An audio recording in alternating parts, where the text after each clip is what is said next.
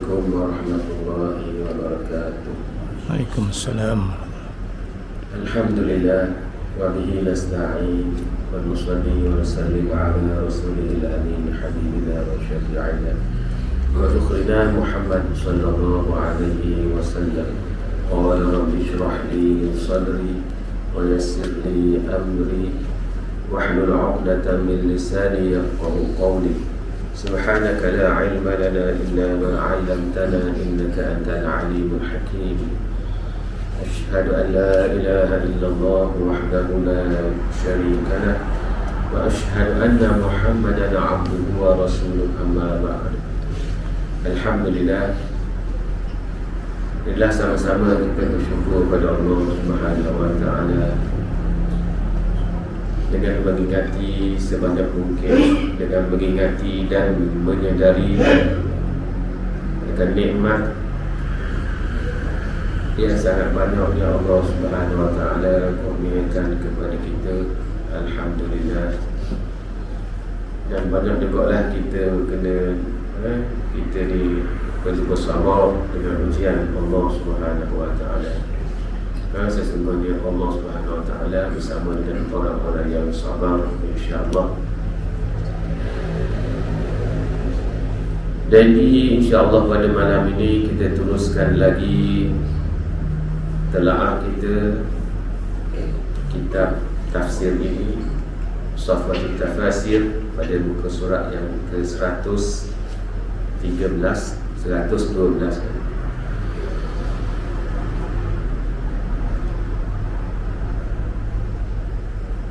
Kita akan menyentuh mengenai beberapa aspek yang telah dibangkitkan di sini oleh pengarang dari sudut balaghah ayat yang kita baca pada minggu lepas. Yang pertamanya mengenai ayat Allah Subhanahu wa Ta'ala, wa ilahukum ilahun wahid, dan Tuhan kamu Tuhan yang esa, satu, esa.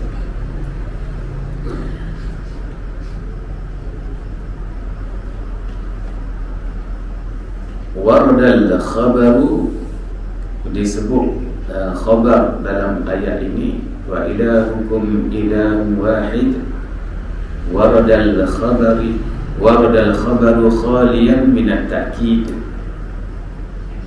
Kalau kita tengok sini, datang khabar itu khaliyan minat ta'kid, sunyi daripada ta'kid, penegasan. Tak ada penegasan dalam ayat ini. Mari-mari, wa ilahukum ilahun wahid, dia pernyataan yang biasa saja, ya. Wa ilahukum ilahun wahid, dan Tuhan kamu Tuhan yang esa, satu. Sirah yang dibawa ini bukan dah sirah takkid, dia sirah yang simple, yang biasa sahaja, tapi mengandung hikmah dari sudut balaghahnya. Tanzilan lil munkir, walaupun dia dibawakan dalam keadaan yang sunyi daripada penegasan. Mari, wa ilahukum ilahun wahid, bukannya wa inna ilahakum ilahun wahid. Tidak mari begitu. Dia mari simple saja. Tuhan kamu adalah Tuhan yang satu. Tidak ada sesungguhnya dan sebagainya lah. Tanzilan lil munkar, sedangkan dia diturunkan kepada orang yang mungkir, orang musyrik, ya, kepada orang musyrik yang menyekutukan Allah Subhanahu wa Ta'ala, tapi tidak menegas, tidak ada ayat yang tegas pun. Pernyataannya pernyataan yang biasa sahaja, wa ilahukum ilahun wahid. Tanzilan lil munkir manzilata ghairil munkir. Di bawah ni tuju dia kepada orang yang mungkir, orang yang ingkar, orang musyrik, Duduk sembah berhala, duduk sembah pemimpin dah. Kita baca dah berubah tu dah. Ikut sungguh pemimpin tu, tak kira pemimpin benar atau salah, ikut area ke dia sudah bila dia akhirat pula, pemimpin yang kita ikut tu akan berlepas tangan daripada kita. Kita pula bercita-cita, buat gini, kalau aku dibenarkan balik sebelah ke atas dunia, aku nak buat begitu juga kamu. Aku nak berlepas diri daripada kamu. Aku tak masalah kau dah, sebagaimana kau berlepas diri dengan aku pada hari kiamat, pada hari akhirat. Itu golongan mungkar lah. Golongan mungkar duk sembah al-asnam, duk sembah al-ru'asa. Al-asnam wa ru'asa. Ru'asa minan nas, ketua-ketua di kalangan manusia, duk sembah dia. Betul salah sembah belaka, ikut belaka, taat, patuh dan sebagainya. Itu tidak boleh. Itu tidak boleh membelakangkan ajaran agama kita kerana kepentingan dunia. Dan akhir zamannya begitulah. Yabi'u dinahu li bi'aradin minad dunya. Dia menjual agamanya dengan apa? Dengan balasan dunia. Nak balasan dunia. Itu akhir zaman, tuan-tuan sekalian. Yabi'u dinahu bi'aradin minad dunya. Itulah. Moga-moga kita berlepas diri daripada menjadi orang-orang begini. Sebab itulah di akhir-akhir ini, tuan-tuan sekalian, kita ini diperintahkan, dianjurkan supaya bersegera dalam melakukan amal soleh. Di waktu-waktu fitnah ini sangat dahsyat, tuan-tuan sekalian. Dia datang ke qita'i laili muslim, seperti kepingan malam yang gelap. Dia mari berkeping-keping yang gelap. Waktu tengok malam kau gelap. Waktu maghrib gitu. Waktu isyak, waktu malam. Dia berangkat gelap, tuan-tuan sekalian. Yusbihu rajulu mu'minan. Pagi seseorang tu mukmin, wa yumshi kafiran, petang kafir. Atau yumshi mu'minan, ataupun petang dia mukmin, wa yusbihu kafiran, pagi esok tu kafir pula. Begitulah manusia di akhir zaman. Tak kena cara memilih kepentingan dunia. Jadi begitulah. Yabi'u dinahu bi'aradin minad dunya. Dia menjual agamanya dengan apa? Dengan barang dunia. Kepentingan dunia lah, tuan-tuan sekalian. Jadi kita nak ingat hadis ini mengajarkan kita supaya menjagarakan amal, menjaga iman kita pagi petang, pagi, petang, siang, malam 24 jam tu selagi hayat dikandung badan. Sebab itulah tuan-tuan kita sekian ni, apabila masa berlalu itu, setiap waktu yang berlalu itu, manusia ini antara baik dan buruk. Setiap nafas yumdihillah, setiap nafas yang Allah gerakkan itu, dia mengandungi dalamnya amalan baik ataupun amalan yang buruk. Berlaku padanya takdir Allah Subhanahu wa ta'ala. Kita duk jaga iman sepanjang waktu ni, 24 jam duk jaga iman semua, pahala semua. Pahala semua. Afdalul amal, di antara amal yang terbaik ialah al-iman billahi wa rasulihi, atau kama qala. Kita beriman dengan Allah Subhanahu wa ta'ala dan Rasulnya, itu merupakan, iaitu afdalul amal, amal yang terbaik. Setiap hari kita beriman tu, setiap hari kita saat beriman tu, pahala belaka daripada Allah Subhanahu wa ta'ala. Sebab apa? Kufur, dosa ini, iman tu pahala. 24 jam beriman kepada Allah Subhanahu wa ta'ala, sepanjang hayat ni beriman ni, itu adalah amalan yang terbaik, tuan-tuan sekalian. Pahala semua. Kalau beriman ni pahala semua, tuan-tuan sekalian. Dan dah sedar. Tapi kita bawa benda tu dengan hati kita, dengan anggota badan kita, maka sepanjang waktu boleh pahala daripada Allah Subhanahu wa ta'ala. Jangan ingat kita sembahyang, bersedekah, puasa, haji, zikir, baca Quran, waktu saja pahala. Ni pahala iman ni. Sorry. Al-iman wa an tu'mina billahi wa malaikatihi wa kutubihi wa rusulihi wa an tu'mina bil qadari khairihi wa syarrihi, atau kama qala Rasul sallallahu alaihi wasallam. Masa apa beriman pahala kan? Pahala belaka tu tuan-tuan sekalian. Jadi kita perlu menyedari hakikat itu, bahawa setiap nafas yang Allah Subhanahu Wa Taala beri kepada kita itu, di dalamnya itu mengandungi pahala ataupun dosa untuk amalan kita. Kalau nafas kita bergerak, nafas kita bertukar ni, dalam keadaan sentiasa kita beriman kepada Allah Subhanahu Wa Taala, maka di situ kita mendapatlah pahala beriman kepada Allah Subhanahu Wa Taala. Jadi berbalik kepada noktah yang pertama tadi, tanzilan lil munkir manzilata ghairil munkir. Tujuan ayat ini diturunkan adalah untuk ditujukan kepada orang yang mungkir, tapi kedudukannya seolah-olah diberi kepada orang yang dituju kepada orang yang ghairil munkir, kepada orang yang tidak ingkar. Sebab penyataannya lembut saja, biasa saja. Wa ilahukum ilahun wahid.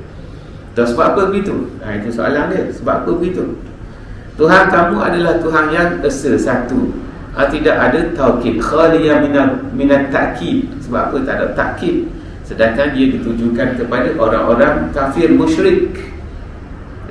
Sebab apa begitu?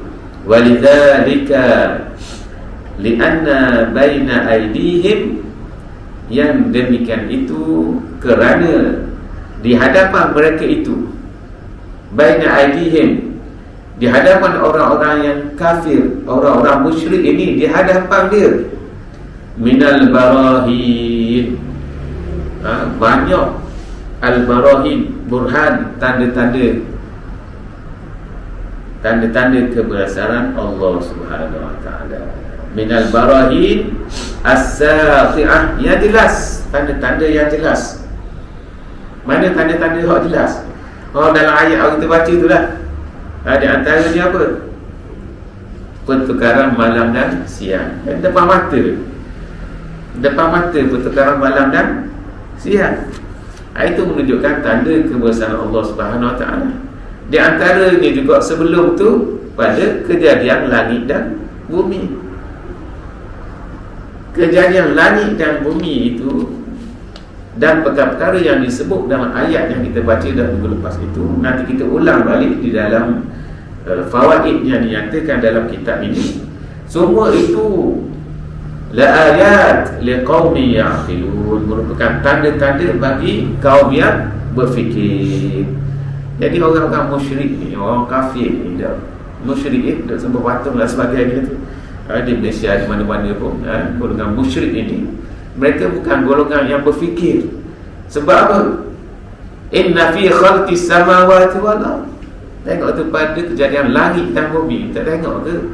Hidup picok semua langit, apa dia tengok junjung dan sebagainya tu, dengan hujannya, dengan pertukaran malam dan siangnya, dengan kapal-kapal yang berlabuh di laut terbuka, itu semua sekali dah. Tidak ada mikir je tanda kebesaran Allah Subhanahu Wa Taala. Bukannya patung-patung yang mereka sembah ni jadikan langit dan bumi. Jadi golongan ni sebenarnya golongan yang tidak cerdik, sangat tidak cerdik. Lianna baina aydihim minal barahin as-sati'ati, kerana banyak sangat al-barahin, bukti-bukti, tanda-tanda as-sati'ah yang begitu jelas. Wal hujajil qati'ah, dan juga hujah-hujah yang al-qati'ah, yang putus.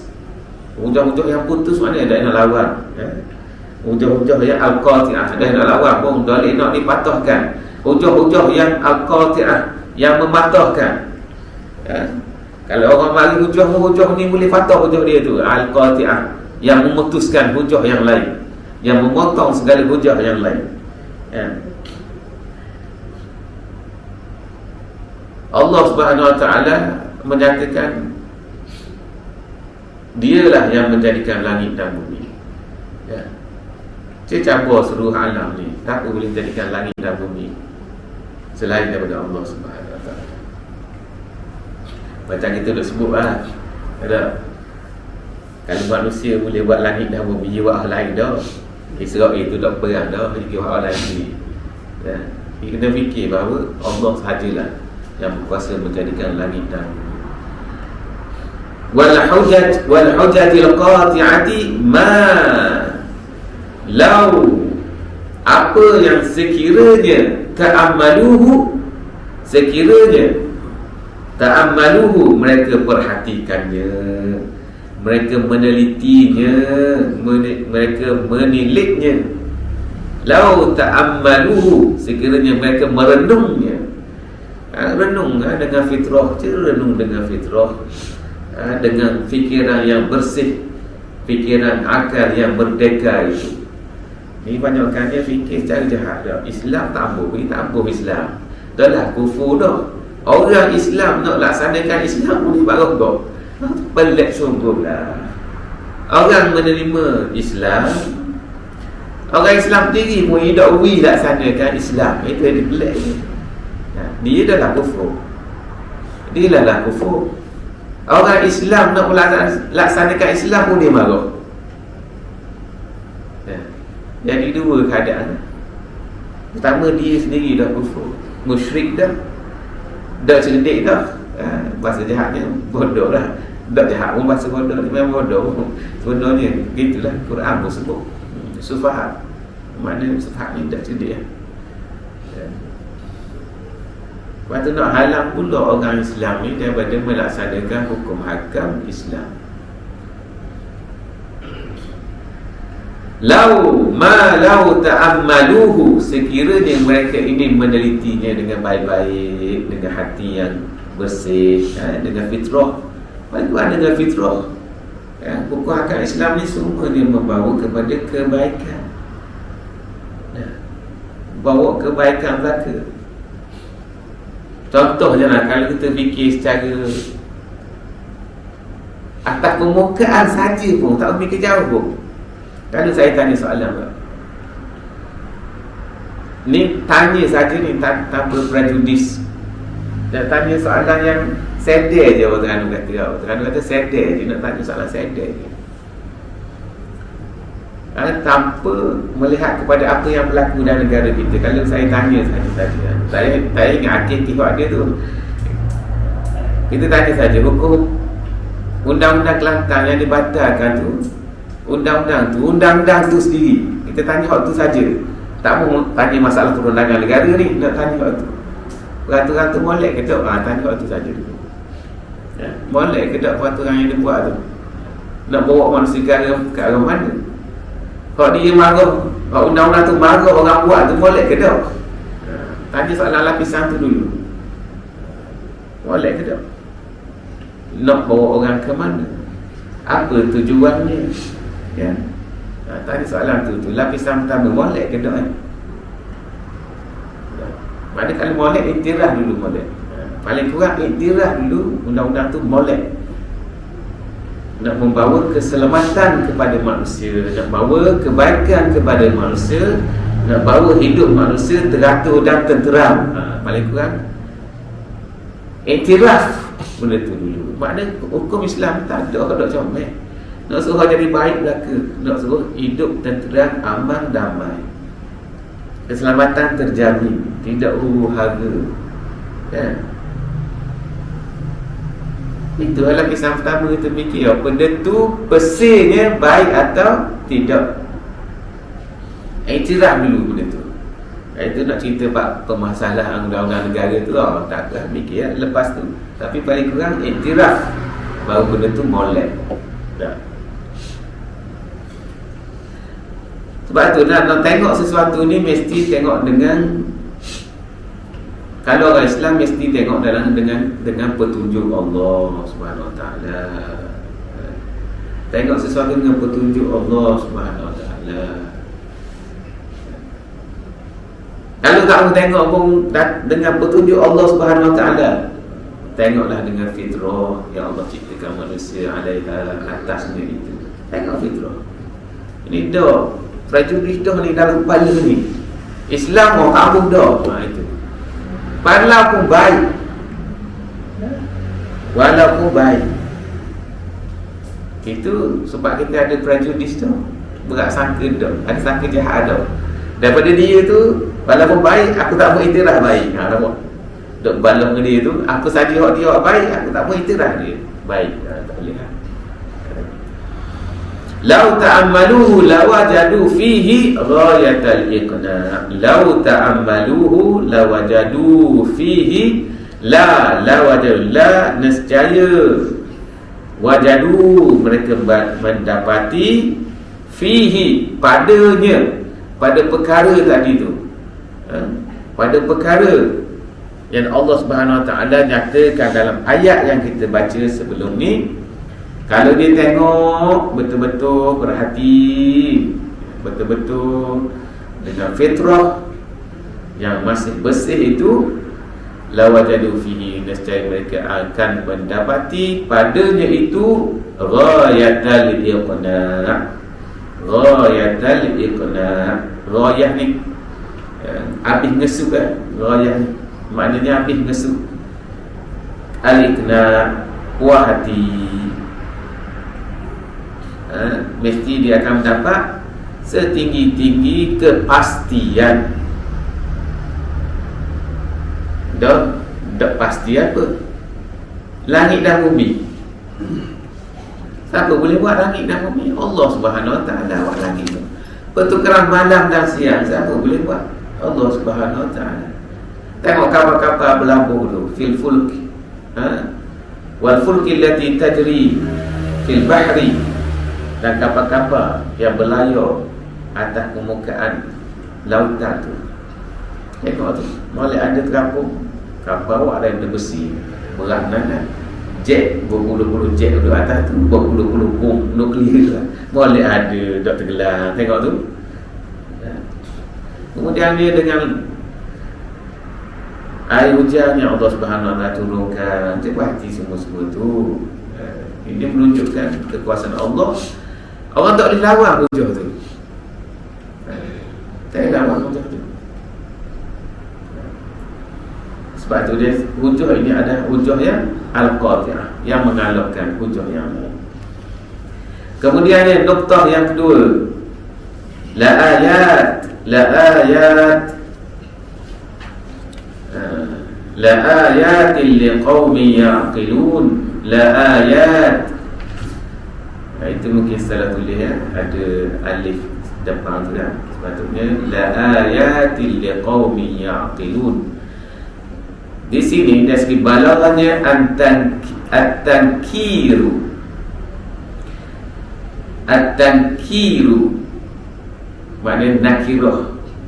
Dia bawa nakirah tu, ayat tak ada alif lam depan tu, tanda nakirah.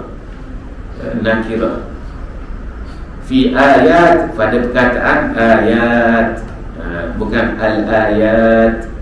Itu ada alif lam kat depan tu. Alif lam tu tanda makrifah ataupun tanda ayat. At-tankiru fi ayat litafkhin, untuk litafkhin, iaitu untuk tujuan menyatakan besarnya perkara itu. Litafkhin, itu perkara yang Allah Subhanahu Wa Taala sebut ya. Semua ni perkara yang besar. Semua manusia ni jarang nak menghalakan fikirannya pada perkara tersebut.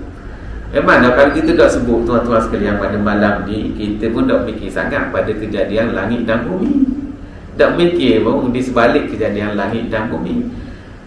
Begitu juga dengan pertukaran malam dan siang. Berapa ratus hari dah kita ni ya. Berapa ratus hari dah, 1000 hari dah berlakunya pertukaran malam dan siang sepanjang hidup kita ni. Kan setahun 360 hari berlaku pertukaran malam dan siang. Dah ribu-ribu dah. Tapi kita tidak mengambil iktibar pada pertukaran malam dan siang ni. Dia berlalu je, berlalu.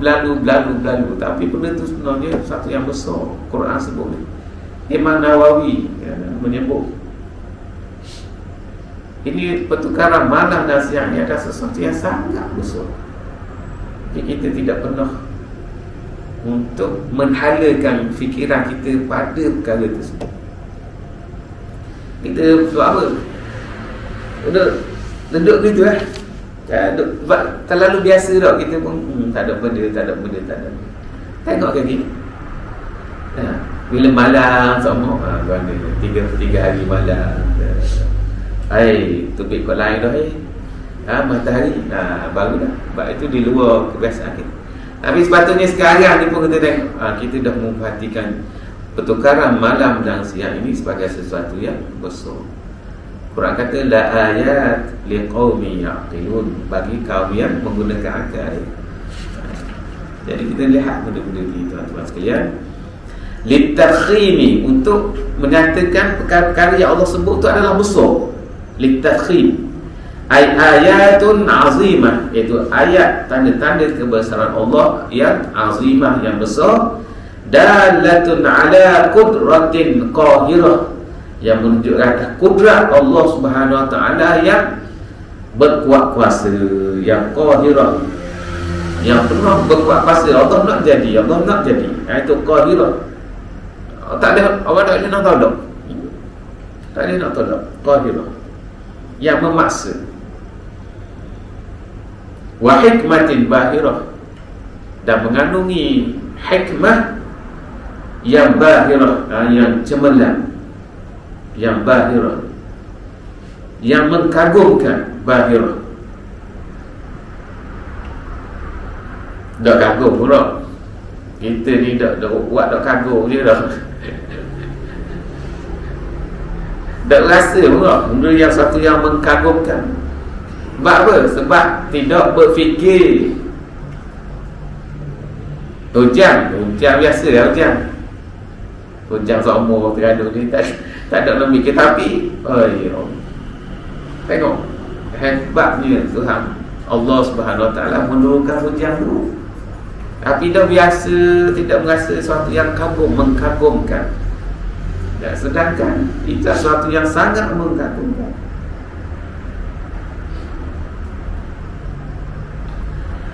Kahubbillah. Kemudiannya noktah yang ketiga, kahubbillah. Ayat dia apa? Wa minan nasi man yattakhidhu min dunillahi andadan yuhibbunahum kahubbillah. Wa minan nas, sebahagian manusia, yang yattakhidhu, yang mengambil, dia itu mengambil selain daripada Allah andadan, sembahan.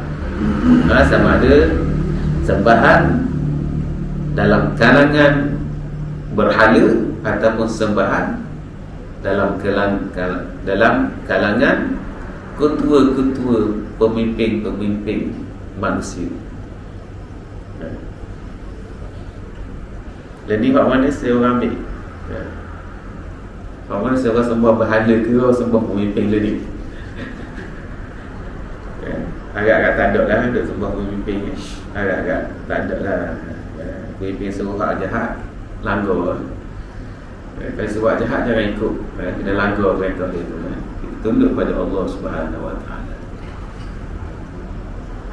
Cuma ada di kalangan manusia ni yang mengambil sembahan selain daripada Allah Subhanahu Wa Taala, sembahan di kalangan berhala-berhala ataupun ru'asa, ketua-ketua. Mereka ini yuhibbunahum kahubbillah. Mereka ini menyukai sembahan itu seperti mereka menyukai Allah Subhanahu Wa Taala. Sungguh taat, sungguh taat kepada sembahan dia tu, membesarkan sembahan dia tu. Sembahan dia keluar statement salah, duduk backup belaka salah, backup juga. Contoh, buat statement yang salah dengan Quran, backup. Contoh tak boleh begitu. Sebab kita beriman pada Quran secara mutlak. Kalau statement dikeluarkan oleh pemimpin berlawanan dengan Quran, kalau kita backup kat dia, beranak-anak kita. membesarkan pemimpin melebihi daripada membesarkan Allah Subhanahu Wa Taala. Itu kita telah mengambil andadan min dunillah. Dan taat kepada mereka ini melebihi taat kepada Allah Subhanahu Wa Taala. Kita mahabbahkan dia, kita suka dia melebihi kita suka pada Allah Subhanahu Wa Taala. Kita cari redha dia lebih daripada kita cari redha Allah Subhanahu Wa Taala. Mereka sama dengan dia, dengan Allah tak mereka pun. Nah, ikut sama pemimpin pergi ke mana? Pergi sini ikut, pergi sini ikut, pergi sini ikut. Allah Subhanahu Wa Taala panggil suruh sembahyang pun tak sembahyang.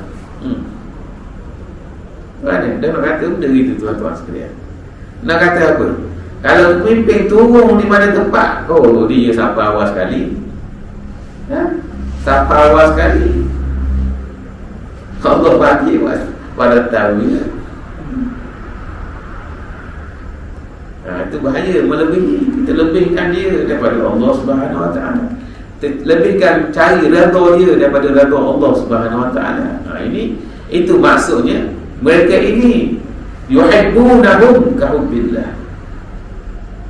Itu orang yang musyrik, mengambil sembahan selain daripada Allah Subhanahu Wa Taala. Itu level dia, kedudukan dia. Tapi orang mukmin sebenarnya lebih lagi daripada itu. Walladzina amanu asyaddu hubban lillah. Orang mukmin kecintaan dia kepada Allah Subhanahu Wa Taala lebih lagi daripada kecintaan orang musyrik itu kepada sembahan dia. Sebab apa? Orang mukmin dia mencintai Allah tanpa sepadan. Mati pun matilah. Macam saudara-saudara kita di Palestin berjuang mempertahankan agama. Li'ila'i kalimatillahi hiyal 'ulya.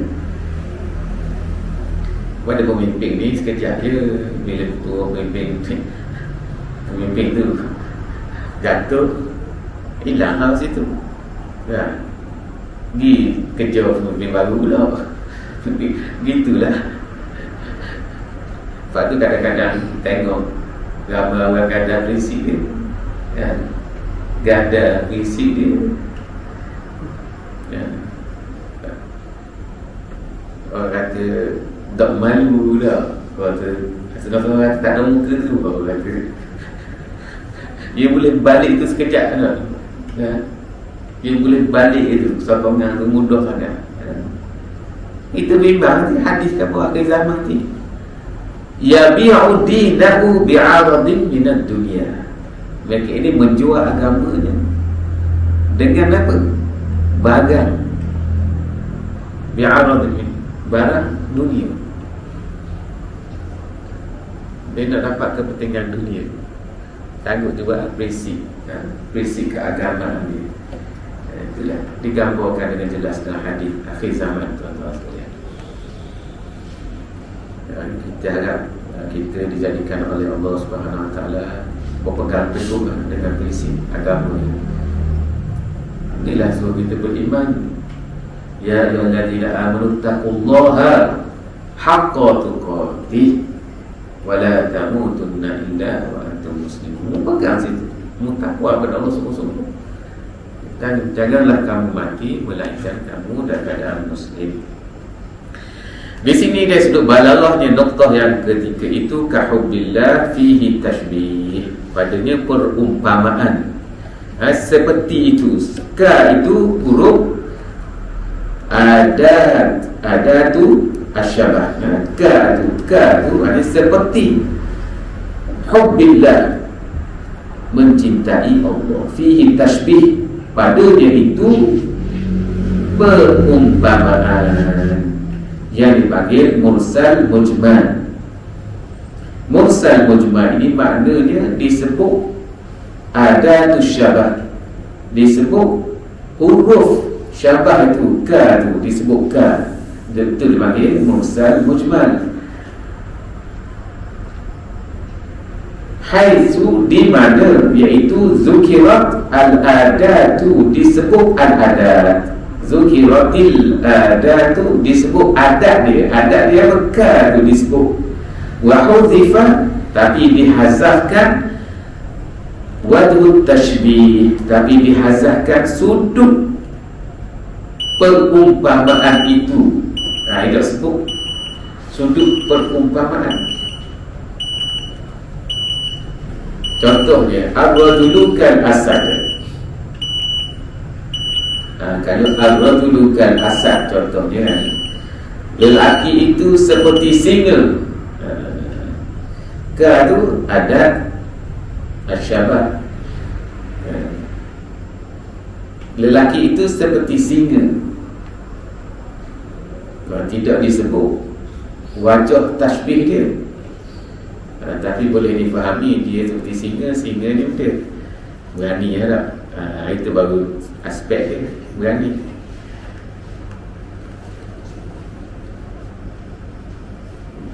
Macam ayat tadi, kahubbillah, seperti mereka ini mencintai Allah dari sudut apa? Yang kita boleh faham, dari sudut membesarkan sembahan dia selain daripada Allah.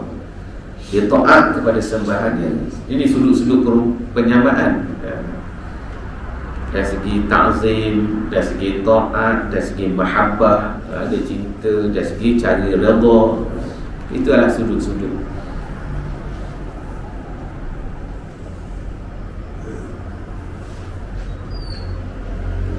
Dan yang keempatnya, asyaddu hubban lillah. Ini perihal orang mukmin. Asyaddu, perkataan asyaddu itu hubban lillah. At-tasrih bil asyadiyyah. At-tasrihu bil asyadiyyati. At-tasrih ini menyatakan dengan jelas, menyatakan dengan jelas al-asyaddiyah. Al-asyaddiyah menyatakan dengan jelas. Asyad tu disebut kataan asyaddu, lebih. Tujuannya apa? Ablar, supaya maknanya lebih mendalam. Boleh sebut kau lain, tapi Allah nak sebut kataan asyaddu dalam tu. At-tasrih bil asyadiyah, sebut asyad tu.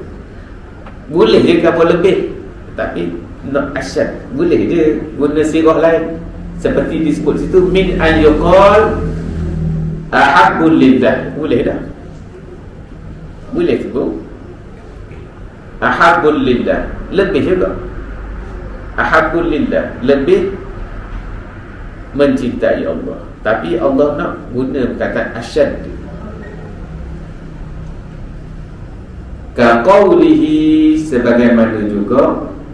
Ka qawlihi, sebagaimana juga firman Allah, fahiya kal hijarati aw ashaddu qaswah. Hati orang-orang kafir itu sebab apa? Sebab tidak menerima, tidak mahu mengambil petunjuk Allah. Ia keras, kal hijarah, seperti batu. Aw asyaddu qaswah, ataupun lebih keras lagi. Guna kau kata asyad tu sama kan. Sedangkan boleh dia sebut ma'asihati an yuqal. Betul juga ma'asihati, boleh juga, betul juga an yuqal kalau disebut au aqsa, ataupun lebih keras. Tapi Allah nak guna perkataan asyad untuk menunjukkan lebihnya, tuan-tuan sekalian, supaya ablar, supaya maknanya itu lebih mendalam. Itulah di antara beberapa wajah dari sudut balaghah yang kita nak sebut pada malam ini. Walaupun tuan-tuan sekalian, saya menyentuh juga perkara ini dengan penuh kesedaran.